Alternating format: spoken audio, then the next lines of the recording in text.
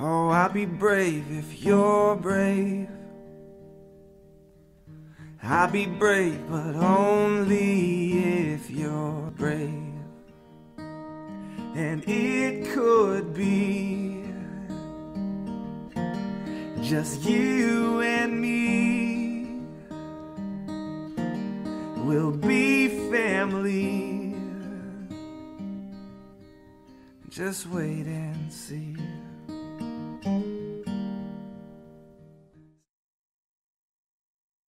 Good evening, everyone. Welcome to tonight's Lung Cancer Living Room. Thank you all for joining us. Tonight's topic, we're kicking off 2021, new year, new era, ushering in a new generation of vaccines. I know that COVID has been on everybody's minds for going on a year now, and the vaccines were introduced at the end of last year. So we're going to talk a little bit about what they are, how they work, and what to sort of expect. And with us tonight, we have Dr. Amy Moore, who is our Director of Science and Research here at GoTo Foundation. I think most of you, if you aren't new to the program, have seen Amy talking on here before. She's sort of our in-house expert when it comes to COVID and lung cancer. And then we, of course, have Dr. Fred Hirsch, who's an MD, PhD, Executive Director, Center for Thoracic Oncology at Mount Sinai Center, Mount Sinai Health System, Professor of Medicine and Pathology. I'm going to mess this up. Icahn, sorry, Fred, School of Medicine, Joe Lowe and Lewis Price, Professor of Medicine, Associate Director at the Tisch Cancer Institute. Dr. Hirsch is no stranger to GoTo Foundation, and we are thrilled to have him here tonight to talk with us. Just a quick little open for those of you who are able to join us today, and for those of you who will come back and watch post-live. I'm Danielle Hicks, in case you are new. I'm Chief Patient Officer here at GoTo Foundation for Lung Cancer. And those of you who may not be familiar with our living room, it's a support and education series that we created specifically with patients and caregivers in mind, with the aim of facilitating these types of educational conversations from key opinion leaders in a format like this and in language that the layperson can understand. I know a lot of folks go to the internet looking for information specific to their disease, either from a treatment standpoint or, in this case, from a vaccine standpoint. And so we're here to try to help you navigate that, like I said, with the experts in the field. So thank you for joining us live this evening. Before we jump into the topics, I'm going to ask, oh, and then of course, Bonnie ADDARIO, sorry. All of you know Bonnie. That kind of goes without saying. She is a celebrity, so to speak, in this space, especially with the patients and in the patient population. So she is here, as always, every month to help us co-moderate and really bring that sort of patient perspective into the conversation. Before we jump in, though, I would like Dr. Moore and Dr. Hirsch to give a little quick introduction about why lung cancer is an area of focus for you, and then we'll jump into tonight's conversation. So Dr. Hirsch, I don't know if you want to start. Absolutely. Good day or good evening, everyone. And thank you so much for the invitation to participate in this living room. My interest in lung cancer, it goes way back. It goes back to my student days in Copenhagen, Denmark, where I, unfortunately, through personal family experience, became interested in lung cancer. And during my medical studies in Copenhagen, I started to do research in lung cancer and have continued to do that the way through. In year 2000, I came to United States. I started out in Colorado, University of Colorado, and did and focused on translational research in lung cancer. And ISLC, the International Association for Study of Lung Cancer, is an organization I have followed almost from the early beginning of the organization. An organization is very soon 50 years. So that is a long time, and I was the chief executive officer of the organization in the period of 2013 to 2018, where me and my family decided to seek new opportunities and new challenges, and moved to New York. And I took the current position at Mount Sinai in New York, where I am, as you said, executive director for a newly established multidisciplinary thoracic institute or center.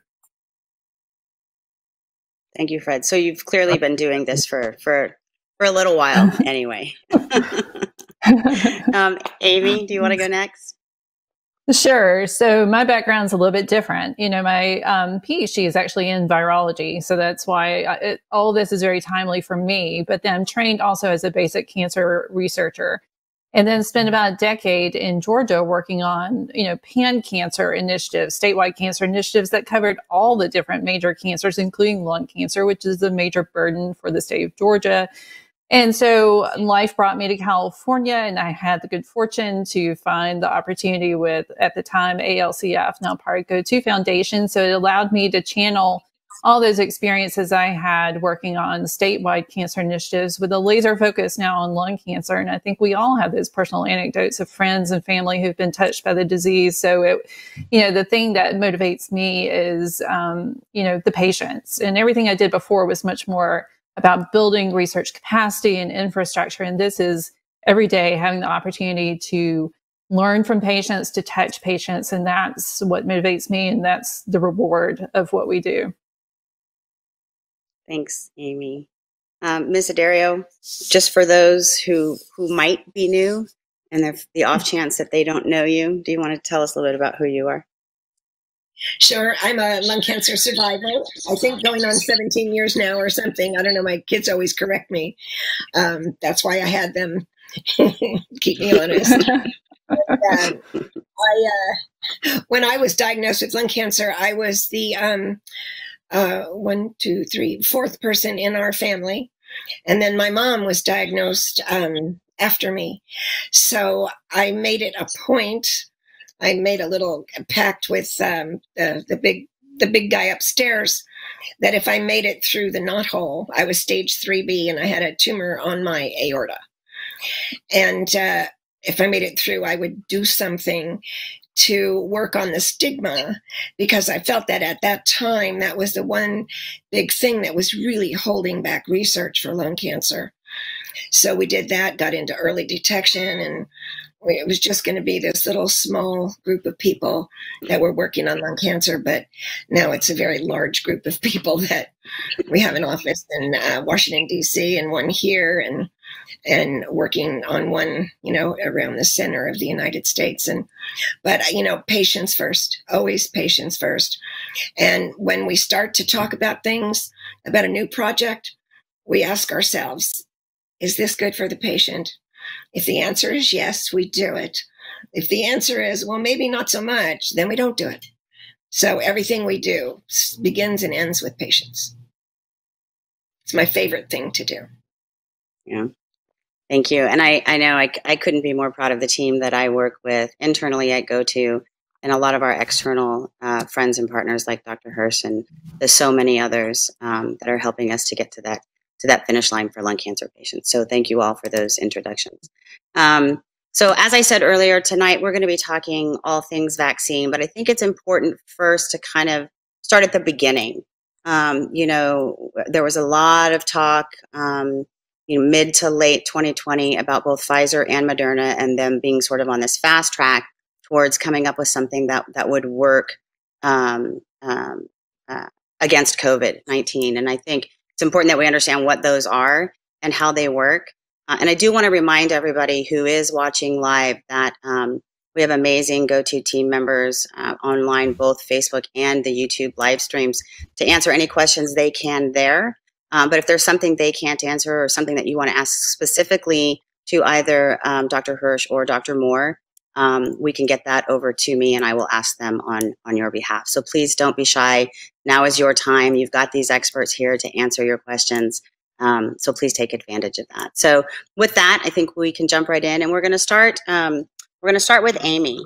And can you talk a little bit about both the Pfizer and Moderna vaccines are mRNA based? Can you talk a little bit about what is mRNA? Right. So that stands for messenger ribonucleic acid. And we talk about the central dogma of molecular biology. That's this idea that DNA, which is effectively the blueprint for what makes you you, that DNA gets converted to mRNA, and then that in turn makes proteins. So that's what we learn as we're coming up through the science of this. But effectively what that is it's just a molecule, a recipe for making a particular component of the coronavirus particle. So in this case, both Pfizer and Moderna's vaccines are mRNA encoding the spike protein of SARS-CoV-2, which leads to COVID-19. So it's just a recipe, a way of tricking our bodies into thinking that we've been exposed to the virus without us actually being infected with the virus. And I'll pause there and see if you have a follow-up to that. Yeah, I mean, I think, well, does anybody else have a comment before I jump into my follow-up? I tend to monopolize conversations, and I'm trying really hard. My 2021 resolution is not to do that. It's that intermediate between DNA and protein. That's the way to think of what messenger RNA is.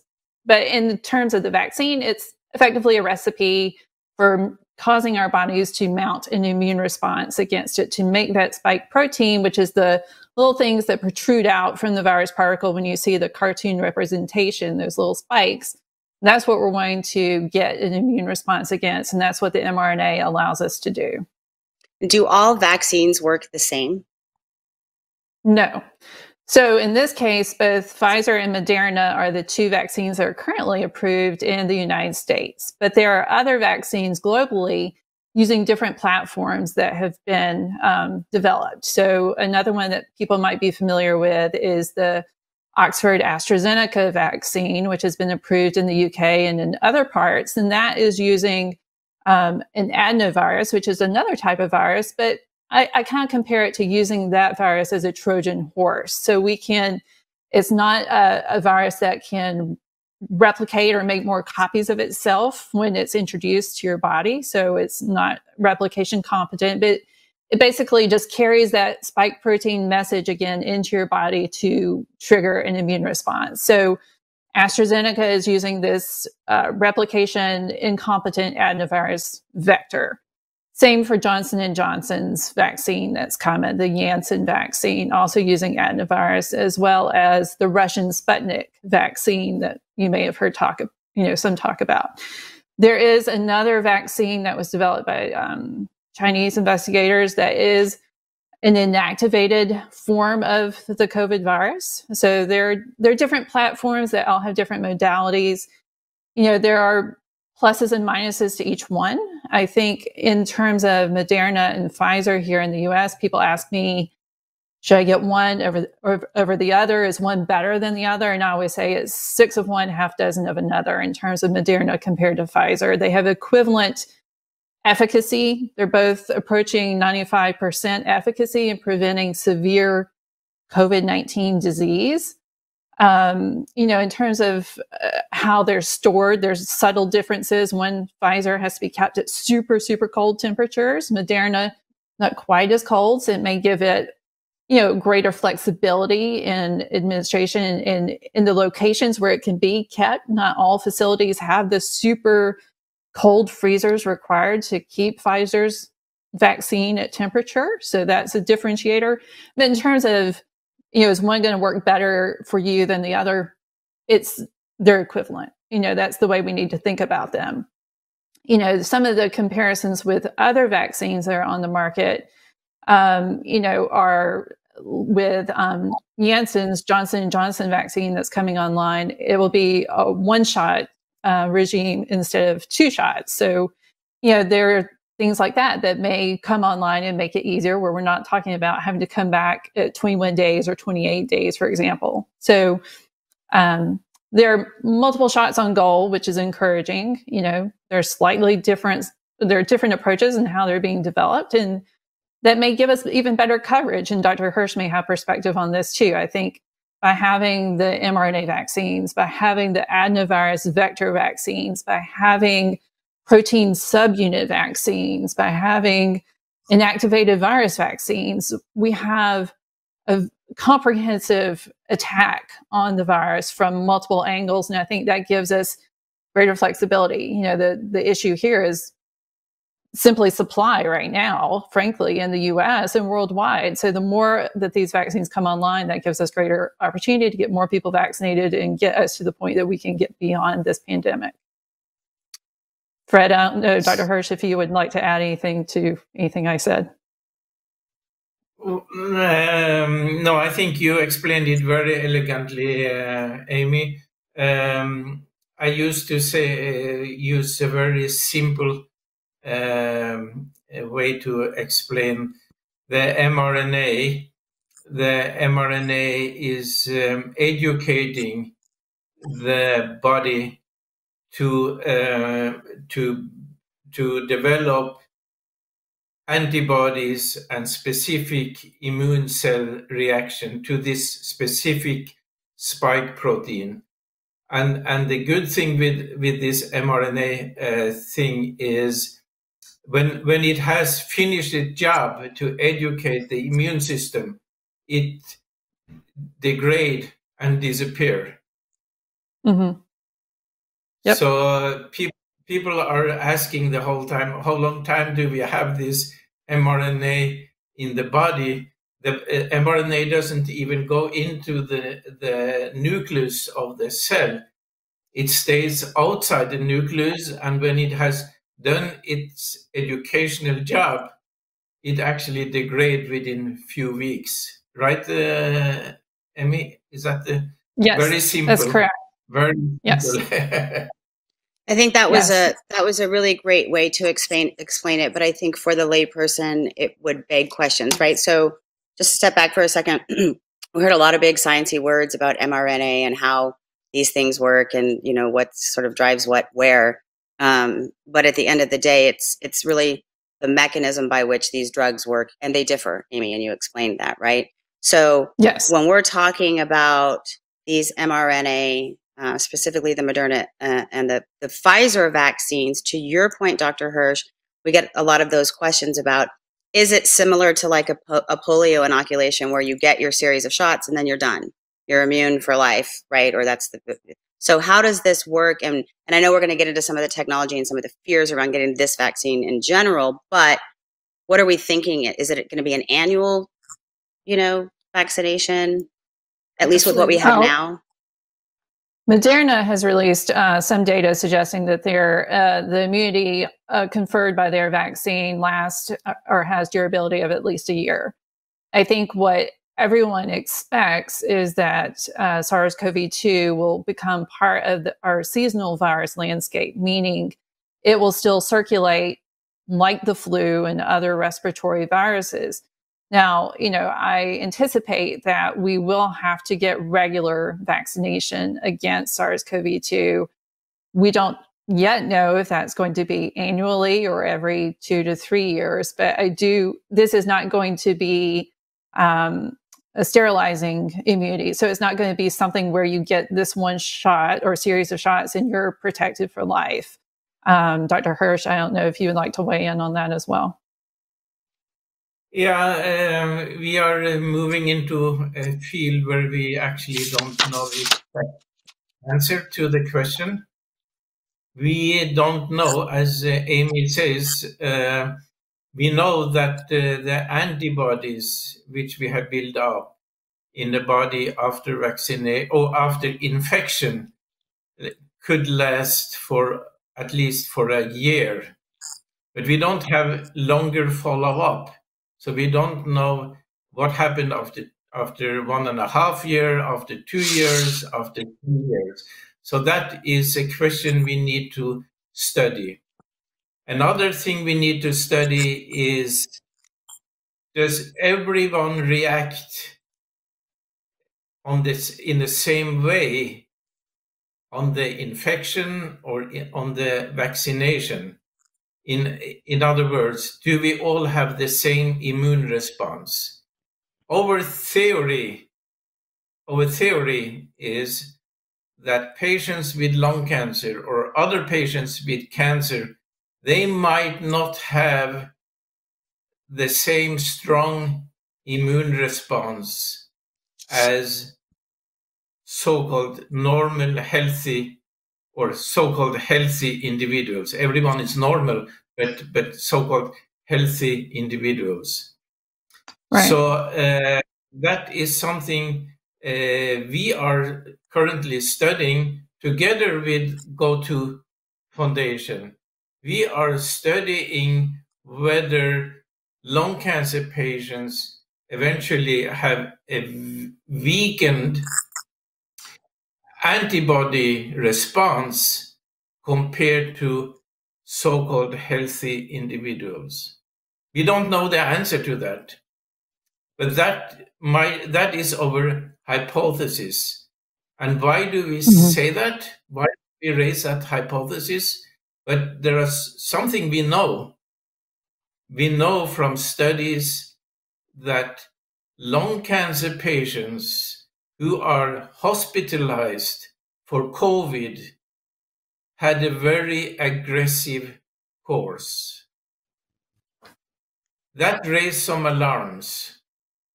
What is it about lung cancer patients which give them this aggressive course when they get COVID?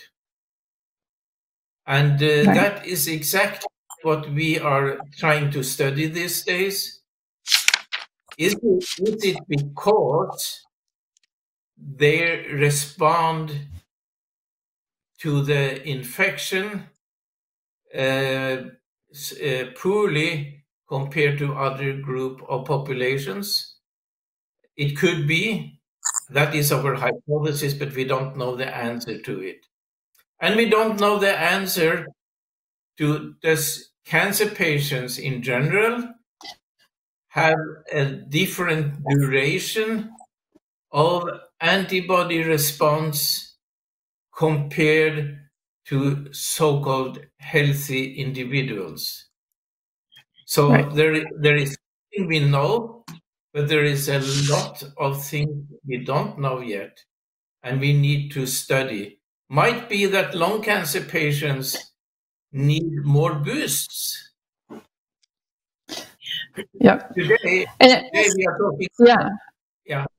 Go ahead. And I was going to say, I think we should, maybe back up even more to Danielle's questions and then do a deeper dive on this piece of it in just a moment. But in terms of your original question, I do think this virus will continue to circulate. We now know there are 7 coronaviruses that have come into existence. So there's 4 that are kind of naturally circulating, endemic in the population. They don't really cause severe disease. Then there was the SARS outbreak in the early 2000s, and then there was the Middle East respiratory syndrome virus. And so those have SARS basically extinguished itself. MERS is not a major issue. We still hear ongoing pop-ups of infections, but SARS-CoV-2 and COVID, I think, is different. And so I think we are going to continue, even as vaccines roll out and we get more people vaccinated, we're going to be dealing with this for some time. And, there's going to be flare-ups. And that's why it's important that we get everybody vaccinated as quickly as possible. And I know you have some other questions just related to kind of some of the basics of SARS-CoV-2 and COVID before we kind of get into the deeper weeds of how this intersects with lung cancer specifically. I think one question that patients want answered is that if they have actually had the coronavirus, should they also get a vaccine? Or Absolutely. do the antibodies keep them safe? That's what they want to know. Yeah. Absolutely, they should get vaccinated.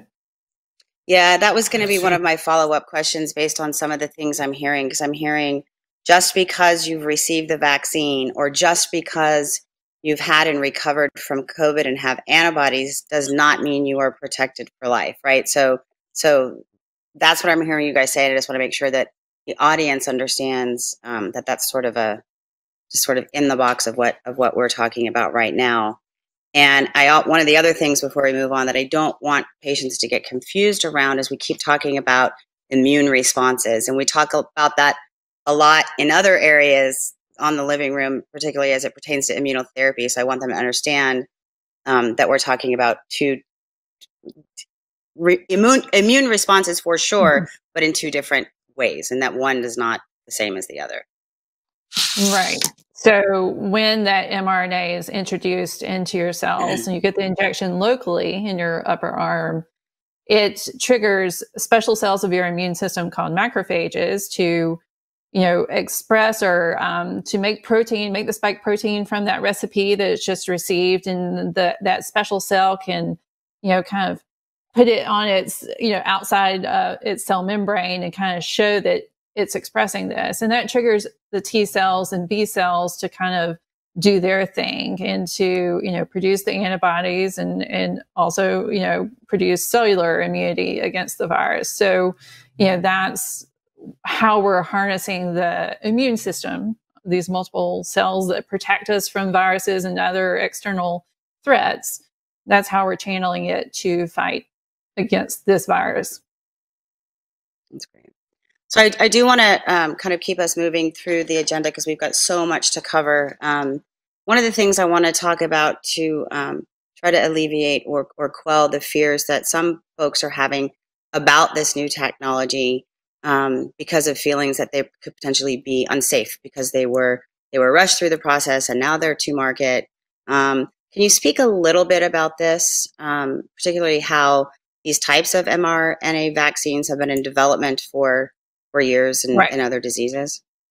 It feels like these materialized overnight, right? And we heard about Operation Warp Speed. And so people have this fear of this new technology. It's this scary sounding word, a bunch of letters. They don't know what it means. But, I'm trained as a basic scientist, and I can tell you that these vaccines are built on years of science. And before they were pursued for SARS-CoV-2 and COVID-19 specifically, mRNA vaccines were already being developed and tested in clinical trials for cancer. There were clinical trials using this technology against melanoma and other tumors.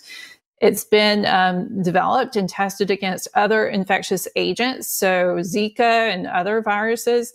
So this isn't technology that just materialized and dropped from the sky. There is a history behind it. And, we knew enough because of that we were able to rapidly tap into all that science that had come beforehand that people maybe weren't familiar with, but to harness it and leverage it in a rapid manner in this context. So I think that's first and foremost, that even though it felt rushed, there is science behind it. But then again, Moderna and Pfizer did do or conduct large-scale phase 3 clinical trials on tens of thousands of patients.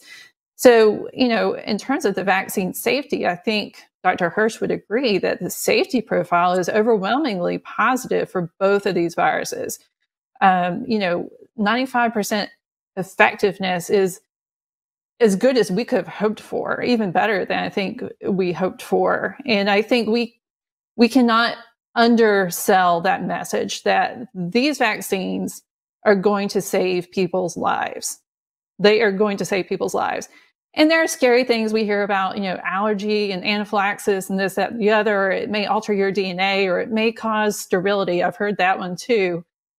I would say maybe some of that was more prevalent in the fall as these vaccines were, rolling out. Now that they're here, I think confidence is growing. The more people that get vaccinated, I think it's and people are sharing their vaccines, as we're calling it. They're taking pictures as they get vaccinated. I think that's going a long way to reassure the public that they are safe. And that's an important message for us to convey to our community. These vaccines are overwhelmingly safe. The few adverse events that we've witnessed are rare. They are easily managed in the case of the anaphylaxis. And so that should not dissuade anybody from getting vaccinated. And so when we're talking about some of these myths or these concerns and conversations that our patient population is having, particularly when it comes to altering DNA, I know Dr. Hirsch, you mentioned it earlier, but does that have specifically to do with the fact that because of where you said this mRNA remains versus entering the nucleus, is that sort of how this works and how we know that not to be necessarily things people should worry about? Just trying to kind of run through it in my head. Everyone is asking, does this vaccine interfere with the normal DNA we have in the cells? And at least for the mRNA vaccine, the answer is clearly no. And I think it is clearly no for the DNA-based vaccine approaches too. So I wouldn't be concerned about that. I think Amy is absolutely right. These vaccines are, I think you used the word overwhelmingly safe and effective, way more effective than you actually could hope for, to be honest. In the beginning of this development, they talked about an effective bar, like if 60, 70 would be amazing, but in the 60 would be sufficient for bringing it to the market. And now we saw the results, 95% effectiveness, and the few cases of infection in the treated group was actually very mild cases. So they are really effective. I think it is. I agree with the people who are using the word medical miracle, having those vaccines to the market within such a short time frame. I'm working with world leaders in virology at my institution, and they tell me that this development has been unbelievable quick, without cutting corners in terms of safety, efficacy. The main thing has been cutting financial corners and bureaucracy. So that is one of the reasons they have been able to move this so quickly forward. That is the words from my colleagues who are world leaders in the field, and they see that this is a process which usually could take from 5 to 10 years, something between there. So it is amazing we are where we are, and as quick as possible and as many as possible should certainly take advantage of it. Danielle, I just want to clarify one thing that Dr. Hirsch said that I don't want people to misinterpret when he said the few cases of infection in people who've been vaccinated.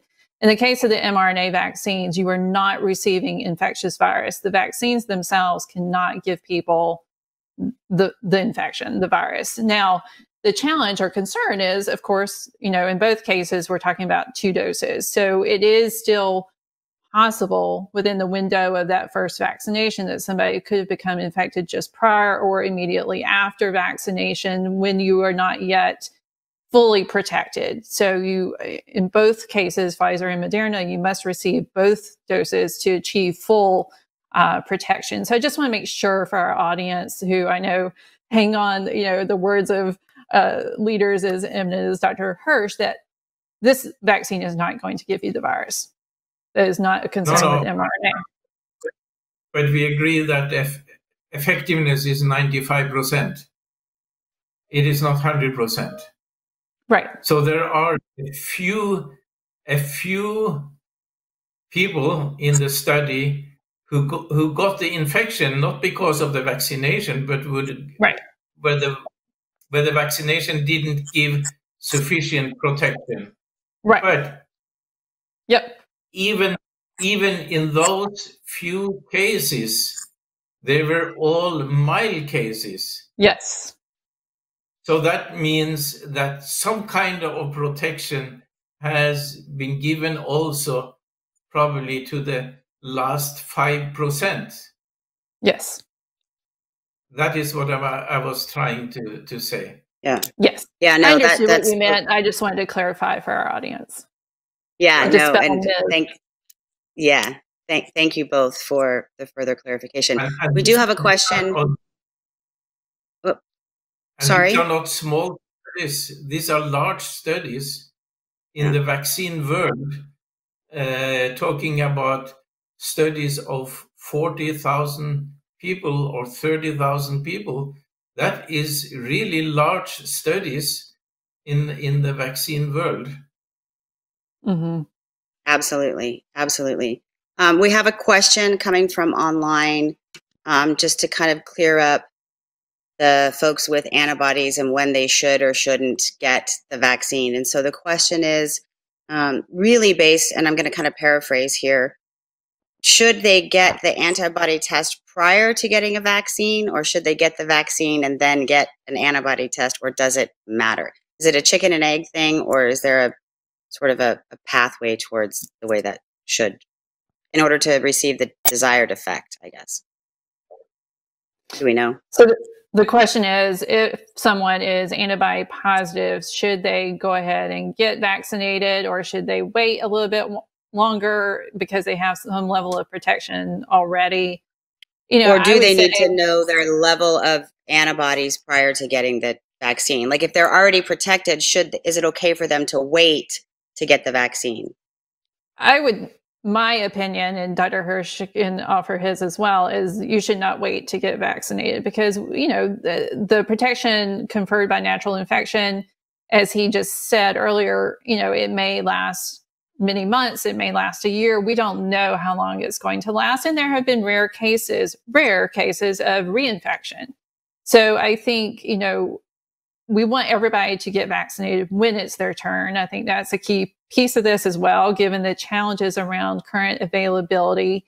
You know, we want to get our most vulnerable patients vaccinated first, but I would encourage everyone to get it. And I don't think we've built it into the system to do what you're saying, to test people's antibody levels or antibody titers before they get vaccinated. You know, our system, I don't think could handle that, honestly, and there's variability. So I think it's just get vaccinated when your age group, your category comes up. We encourage you to get vaccinated. Dr. Hirsch? I totally agree with you. I totally agree. Another question came in, and then I do want to get into some of the work that we're doing independently and collectively around all of this. But a question came in, and it was on the back of my mind, and I was like, wow, that's a whole, again, yet another whole other living room all on its own. But given the speed with which we were able to get this done, right? In under a year, we were able to come up with 2 drugs, 2 vaccines for COVID-19. How do we apply the lessons that we learned there to speed up breakthroughs for lung cancer, or getting drugs to patients quicker for lung cancer? And again, that might be a whole other living room and topic of conversation, but I think it's relevant, and I think it's on the minds of a lot of patients thinking they got a vaccine in less than a year, and we're waiting years upon years, to your point, Dr. Hirsch, to get these drugs from the bench, you know, to the patients. I think it could be valuable just to have my virology perspective on that question, and then Dr. Hirsch's thoracic oncology perspective. You know, I think, you know, the challenge or the reason we were able to move so rapidly in the case of this virus is viruses are very simple organisms. You know, they're not live in that they must infect a host, and that's how they replicate themselves, make more copies. So they're really just packages of proteins and some form of nucleic acid, DNA or RNA. Very simple. And that's an easier nut to crack in some regards than cancer, which is a very complex, multifactorial disease, an accumulation of multiple mutations impacting very varying cellular pathways. So I hear what the patients say, and I share their frustration that, it feels like all this money and manpower has been harnessed and directed toward this goal of, developing a vaccine for COVID-19. It may be an oversimplification. There may be pieces of the lung cancer fight that we can accelerate, but it's not an apples to apples comparison. And I say that with great, frustration myself and appreciation for our community. Dr. Hirsch. Yeah, I agree. There are differences between virus and cancer, but I think there will be some synergy in the development after this pandemic. I do believe that the mRNA approach will be much more in focus also for cancer in the future. Absolutely. I do believe that the pandemic has learned us and FDA and NCI and other vital organizations that there are things in our development process for new drugs which can be changed or modified. And I think we had to modify some processes in this pandemic period. And I think some of those modifications, it can be approval processes for FDA, it can be financial processes from NCI and others, it can be telemedicine, it can be other things. I think we have learned something here which can be useful in the future for our cancer patients. But having said that, Danielle, I do believe we are in many ways privileged in the lung cancer field and in the cancer field to have seen, in my opinion, a dramatic progress over the last few years. So I think we are not satisfied. We are not satisfied before every cancer patient can be cured, but we have seen a tremendous progress we should be proud of, and we should continue to see this progress. And your organization is dealing with ALK survivors, you're dealing with EGFR survivors, you're dealing with NTRKers. They will verify that we have come far, long way within relative short time, and we will continue to do this. But to the question, yes, I think the pandemic, and I think what we learned from this development with COVID will transform a lot of aspects in our own cancer drug development. I agree 1,000% with you, Fred, and you, Amy, as well. I think it's a miracle that we are where we are today with the vaccines that we have at hand and more to come and everything. I think if we've done anything that hasn't been excellent, it's the processes and getting the distribution systems involved and all of that preparatory work to actually get these vaccines delivered while we continue to improve the science and make it better and better and better. So, I think it's multi-tiered, and let the science people do the science, and then bring in the right people to do the processes and the distributions, and we'll be fine. Yeah, I agree, and I think that we were having a little pre-conversation prior to going live tonight, and everybody on this panel tonight have very strong opinions about the distribution process and some of the things that could have and should have been done better. And I think one of the things I want to go back to the why do things take so long in lung cancer and in cancer treatment? And I think one of the things we have to recognize and sort of point out is funding. The funding, you know, for lung cancer, particularly federal funding, we need money. We need more money, right? We just got back up to our 20 million at the end of 2020, which is a huge success, but it's not enough, right? So we need more. Right. And also, I think we have to look to the percentage of patients who participate in clinical trials. As you stated, Dr. Hirsch, these trials were filled fairly quickly with tens of thousands of patients, right? So it was easier to kind of get to the end of the line faster. And so I think those are two things that are also factor in, and our community needs to know. You know, we are constantly encouraging patients to talk to their physicians about clinical trials as an option for at some time during their treatment. But on that point, only about 4% of the clinical trial participants for these trials were cancer patients. And that feeds into, I think, some of the ongoing struggles and challenges around, you know, our current collaboration, which is calling for prioritization of patients with cancer for vaccination against COVID-19. You know, there were, I think, rightfully so, concerns about this new technology and how it may impact patients with cancer and other comorbidities.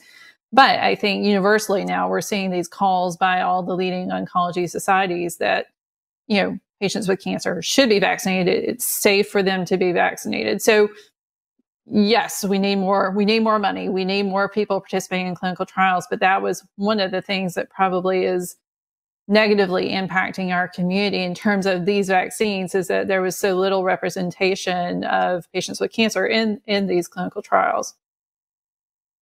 That's great. But having said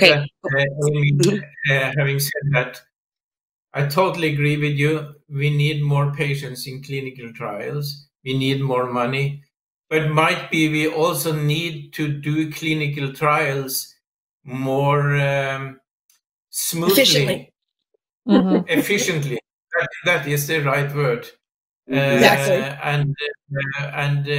Again, I do believe the pandemic has learned us something in all those aspects, and I do believe that the approval process and the clinical trial process and even the financial process will change after this, and the way we are working together. You know, we need to break down every barrier. Exactly. We need to break down every barrier. Exactly. We need to work together, come together, and forget all the barriers and see we have one goal. One goal, as rapid as possible, and to that end, I would like to say, and while Amy is here, and while Bonnie and Daniel Go-To Foundation, in the early beginning of this pandemic, we realized the importance of working together. We said we need to come together, and we did. We brought people in. We invited people in. Academia, patients advocate organization, FDA, NCI, and meet. We meet every second week, and we discuss how can we work together to reach all the goals together as soon as possible. And that's a perfect segue. Yeah, that's a perfect segue, Dr. Hirsch. And I know we've got a little less than 15 minutes, and I really, really want to get information out to our community about some of the work you're doing. You out there in New York are a recognized authority on lung cancer, and together with Dr. Paul Bunn, who I believe is still out in Colorado, and Dr. John Minna out there in Texas, have co-founded the COVID Lung Cancer Consortium. I believe it was in early 2020. Can you talk a little bit about the purpose of the CLCC? Yeah, and that is exactly what we talked about. We realized there needs to be a forum where we can come together as quickly as possible to discuss what are the emerging challenges and how do we together overcome those challenges. We invited FDA, we invited NCI, we invited patient advocacy organizations. We need to sit around the table together and see how do we figure this out as quick as possible. And that was very simply the whole idea with the COVID lung cancer consortium. And results has come out. We have agreed to do studies together. We have applied for funding together, and we have got it. Last week, we discussed how can ASCO and other organizations come together to look into clinical management and clinical trial perspectives. How can we do it better? And several organizations jumped up on the table and said, we want to be a part of it. We want to be a part of it. And that is exactly what we need. I agree. You know, we can't keep doing the same things over and over again and expecting new results, right? You know, if you just think of, you know, bringing in other partners as well, even outside healthcare and, you know, FedEx, I'm constantly amazed at how uncomplicated and smooth FedEx gets through the day. They can get a letter from Cuba on your desk tomorrow morning. So there are people out there that are real good at distribution. We in advocacy and science shouldn't be trying to figure that out. We need to bring in the people that can, right? Pull the right teams together so we can get this done. Yeah, and that's why I think partnering is so very important. Can you talk a little bit, Dr. Hirsch, both you and Amy, about the grant that GoTo is participating in, how Amy's supporting that effort, what the project is? I know we kind of touched on it, but a little bit more detail about what it means to examine those antibody responses to the SARS CoV-2 infection, particularly as it pertains to patients with lung cancer. Dr. Hirsch, I'll let you talk about our NCI grant. Yeah. So we came together and applied for this amazing opportunity. And the background is, or the hypothesis was very simple. We saw the data that unfortunately at an early period of this pandemic, the fatality rate for lung cancer patients hospitalized for COVID, more than 30% of them died of COVID. And that is unacceptable in numbers we had to deal with at that time. Now, I think the situation today is different because we do have treatment options and other possibilities. But that was the data generated in the beginning of the pandemic. But that raised the hypothesis that lung cancer patients has a different and weaker response, immune response to the infection than other people. So we invited the virology experts to this communication. And they came up immediately and said, let us find together, let us apply, and let us study the antibody response in 1,000 lung cancer patients and compare it with 1,000 so-called healthy individuals. And that is basically what we did together with GoTo Foundation and together with other academic partners. And that is what we are doing these days. And of course, that can tell us something about antibody response and duration in lung cancer patients. But still, we have open questions.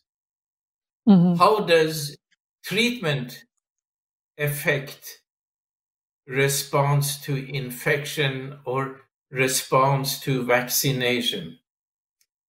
And how do specific treatment affect? How does chemotherapy affect response? How does immunotherapy response is affected by how is the difference in response? So there are a lot of open questions we need to pursue, and we are in discussion with NCI these days how to make those approaches, how to design those studies. We seem to be in a fortunate situation that today there seems to be financial support available, but we need to figure out how do we do those studies so effective and so smoothly and so correct as possible. And that is a process we are in currently. I think the question, Danielle, is what does that mean for our community? So one, why do lung cancer patients suffer such worse disease and outcomes and heightened mortality? That's a key question. Two, the implications of our study would suggest possibly, that patients with lung cancer may need additional vaccinations. So more, maybe not just 2 shots. Maybe there would be data to support additional shots for this community, or different approaches for managing, vaccination. And that's a key feature of our grant compared to, it's part of a larger initiative that NCI has called the Serological Sciences Network, or SERANET. And it's the largest coordinated effort nationally to understand the immune response to this virus. And so a key feature of ours, compared to the other 25 awards that are part of this, is by design, we built in a vaccinated and an unvaccinated cohort. So there will be learnings that we get from this as the vaccines roll out. In both arms, lung cancer patients and healthy controls will have people who are COVID positive, COVID negative, who've been vaccinated, who have not been vaccinated. And all that will lead us to new understandings and new findings that may suggest alternative approaches for how we approach this disease. How does the immune response work in this population, this vulnerable population? Because as Dr. Hirsch pointed to, this is a convergence that our community cannot afford. It's a respiratory virus. Our patients are already, at risk because, they have lung cancer. So it's a huge opportunity. It's, a great collaboration. And GO2 is supporting this by helping recruit patients across special populations of interest, underserved communities across our, now roughly 800 centers of excellence nationwide. So we have the depth and breadth of reach to allow us to tap into different communities where there's a high COVID prevalence, where there's a high lung cancer burden, where there's geographic diversity and other components. So we're normalizing these arms both for age and sex and gender and smoking status and all those things, but it will give us important information that can hopefully benefit our community. That's great. I can't thank you guys. Oh, go ahead. I just wanted to say that's where artificial intelligence comes in, by taking down all of this medication, all of this information when the patient, even patients that aren't in trials, because data begets data. I'm having a vaccination tomorrow. I would have loved to have filled out a piece of paper that, I put my different diseases down and all of those things. So, everybody, I think, wants to be part of the solution. So we can do it in many different ways and do it faster and better. Yeah. But we need software.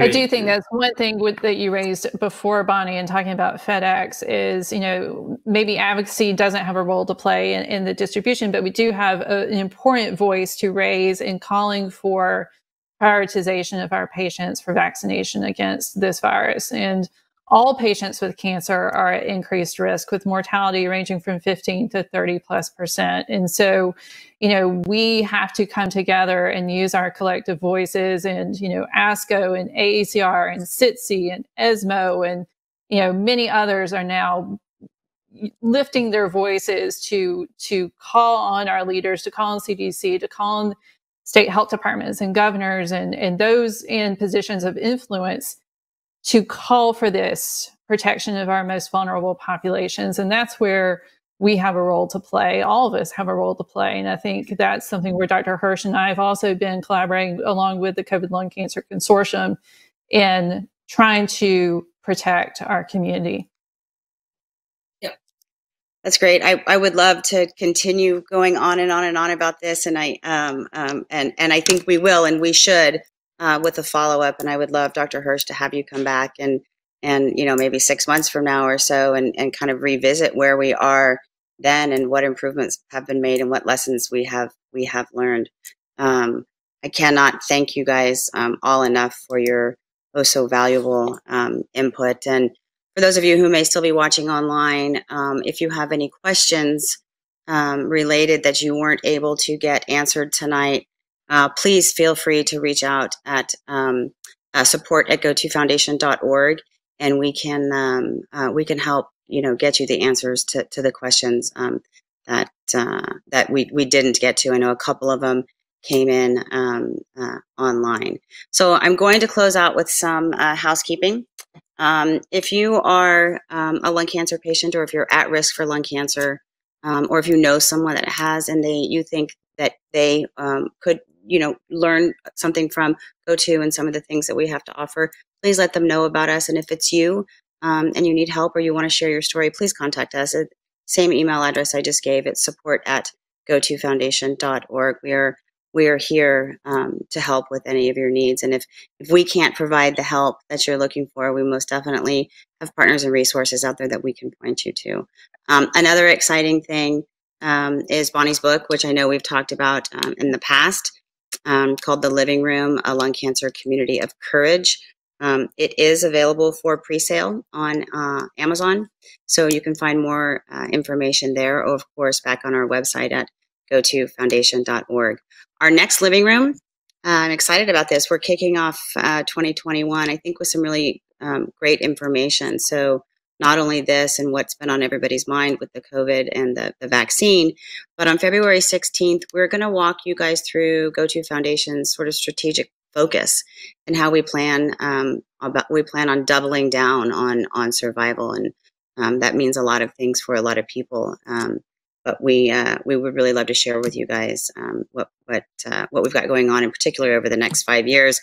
And we are going to have a spotlight on advocacy, because our summit, as many of you know, is coming up in March. Events have gone virtual, or stayed virtual, I guess. Our Step into Spring virtual STEP challenge is on March 20th, and we're going to be challenging 5 communities to log 1 million miles each for lung cancer. Those communities include Southern California, Sacramento, California, Gainesville, Florida, Phoenix, Arizona, and then Jog for Jill in Berkeley. And you can also find more information about that on our website. As always, for the latest news and most recent joint statement on COVID and lung cancer, which I have mentioned to you all before, you can also find that on our website at gotofoundation.org. Please consider joining our registry. You heard Bonnie talk, and Fred and Amy talk about, and me talk about participating in research. And we do have a registry online that we would love to have more people participate in, and that's lungcancerregistry.com. And I will end with my thank yous, and the most important thank yous are to our panelists, of course, and all of you watching live or post-live, and Peninsula Television for helping us to be able to manage this program and continue to bring it to you in a way that hopefully you guys are finding meaningful. And then, of course, we could not do this without support from our sponsors. So a huge shout out to Amgen, AstraZeneca, Bristol Myers Squibb, Foundation Medicine, Genentech, Lilly, Merck, Novartis, Regeneron, Sanofi, and Takeda, as well as Janssen. Thank you all for your support and Sure. really finding the value in supporting what we're doing here. And with that, I'm going to say good night, and we'll see you guys next month. So thanks, everybody. Oh, I'll be brave if you're brave. I'll be brave, but only if you're brave. And it could be just you and me. We'll be family. Just wait and see.